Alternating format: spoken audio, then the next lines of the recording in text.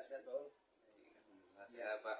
Izinkan Pak, saya ingin mengadakan wawancara sebagai tugas dari modul 3.1 tentang dilema etika dalam pengambilan keputusan. Ini tugas dan tanggung jawab kami sebagai guru penggerak, calon guru penggerak Pak.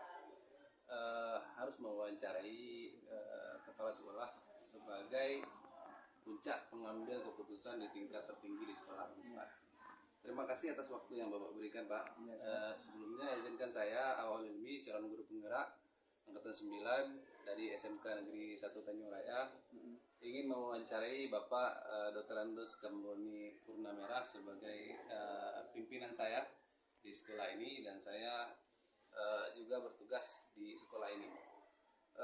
Pada kesempatan ini ada beberapa pertanyaan yang ingin saya ajukan kepada Bapak Kamroni tentang bagaimana cara keluar dari pengambilan keputusan ketika menghadapi dilema.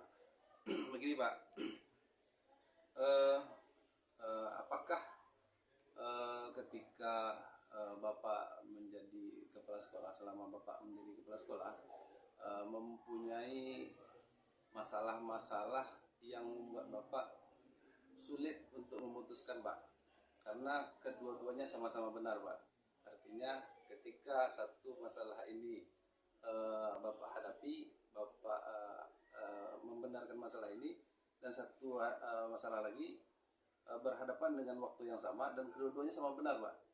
Apakah ketika ini Bapak sulit untuk mengambil keputusan, atau apakah masalah ini pernah terjadi pada diri Bapak selaku kepala sekolah gitu Pak?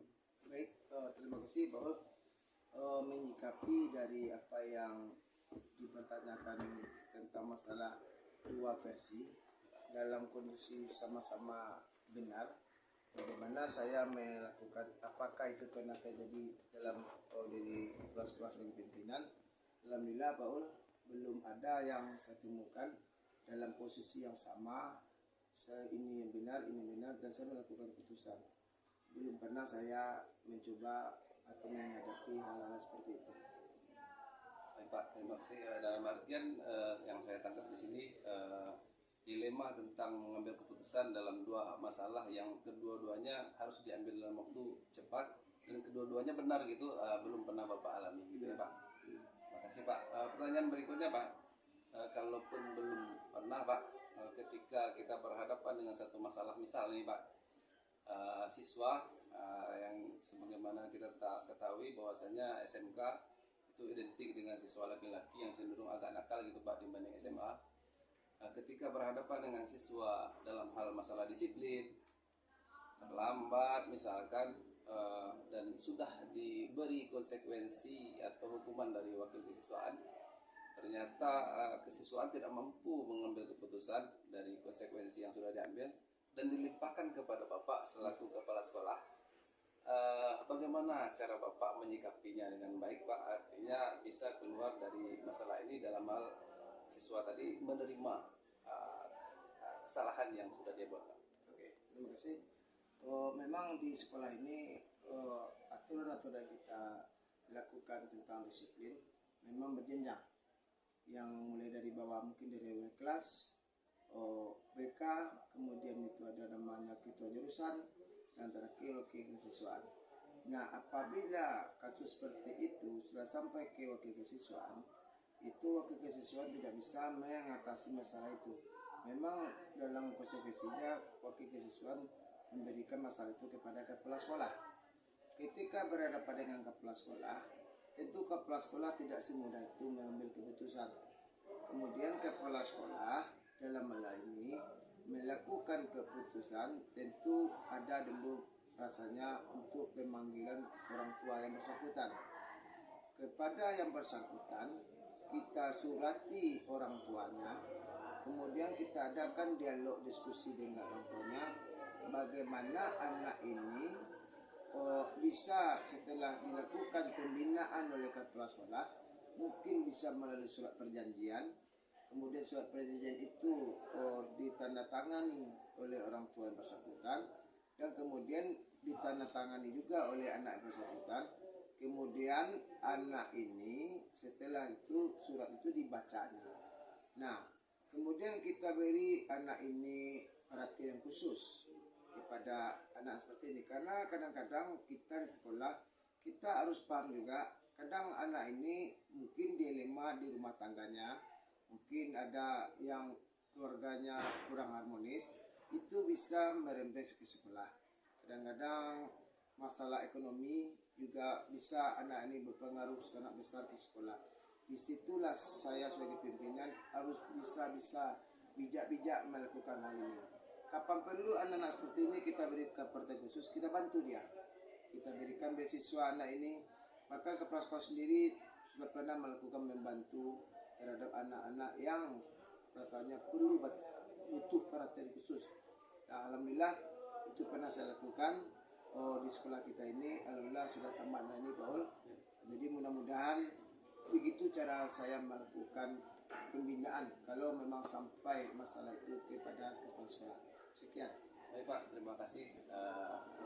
Saya sangat puas terhadap jawaban Bapak ini. Artinya pembinaan yang Bapak lakukan selaku kepala sekolah dari hal yang Bapak sampaikan tadi, bahwasanya dilakukan pembinaan berjenjang, di mana tidak selamanya segala masalah itu diselesaikan oleh kepala sekolah saja ya Pak. Ya, Betul ya Pak. Jadi mulai dari bawah di tingkat wali kelas, kemudian di tingkat ketua jurusan, dilimpahkan lagi kepada wakil kesiswaan. ya.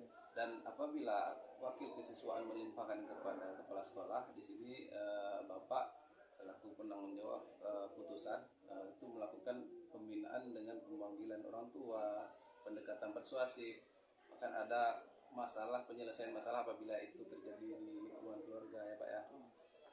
Dalam hal ini sangat berharga sekali bagi kami sebagai calon guru penggerak Pak, untuk keluar dari masalah yang sama bila kami nanti menghadapi itu Pak. Mungkin sebagai perwakilan satu masalah saja cukup bagi saya Pak, untuk menggambarkan bagaimana cara kita mengambil keputusan dalam hal menyelesaikan masalah.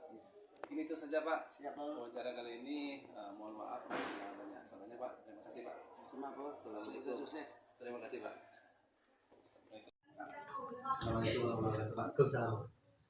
Perkenalkan Pak, saya Awahul Hilmi, guru SMK Negeri 1 Tanjung Raya Pak. Calon guru penggerak angkatan 9, ingin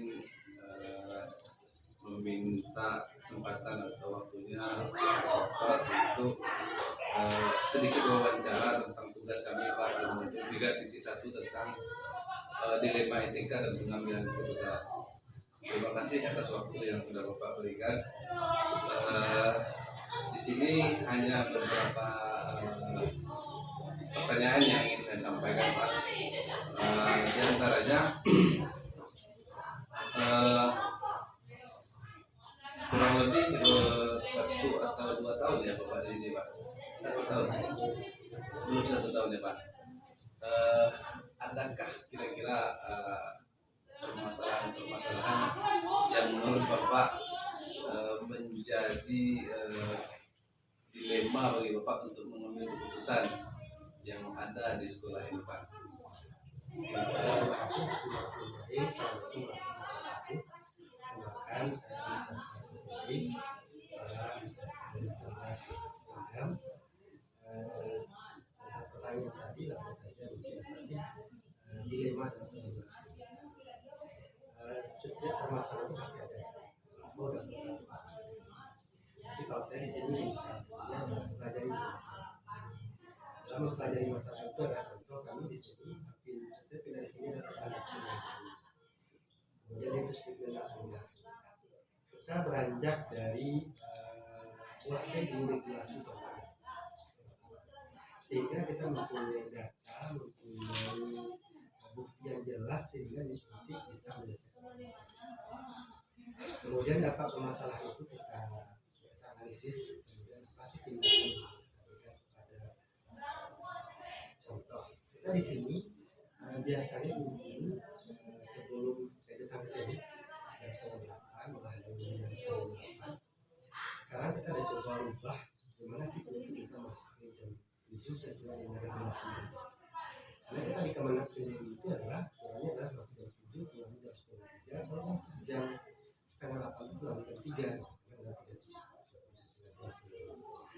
beranjak dari situ kita coba pendekatan cari sumber, kemudian apa yang terjadi di lapangan, kemudian baru kita masuk ke sana.